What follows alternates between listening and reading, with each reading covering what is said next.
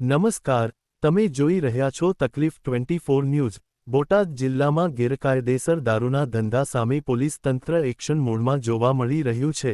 મોટા છૈડા ગામની સીમમાં ભાદર નદીના કાંઠે ચાલતી દેશી દારૂની ભઠ્ઠી પર બોટાદ લોકલ ક્રાઇમ બ્રાન્ચ દ્વારા રેડ કરીને મોટી કાર્યવાહી કરવામાં આવી છે। આ કામગીરી દરમિયાન લાખો રૂપિયાનો મુદ્દામાલ કબજે કરવામાં આવ્યો છે અને એક લિસ્ટેડ બુટલેગર સામે કાયદેસરની કાર્યવાહી હાથ ધરવામાં આવી છે।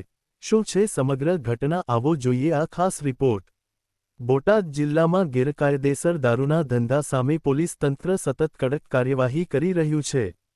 તારીખ 28 એપ્રિલ 2026ના રોજ બોટાદ લોકલ ક્રાઇમ બ્રાન્ચને મળેલ બાતમીના આધારે પાળિયાદ પોલીસ સ્ટેશન હદના મોટા છૈડા ગામની સીમમાં ભાદર નદીના કાંઠે રેડ કરવામાં આવી।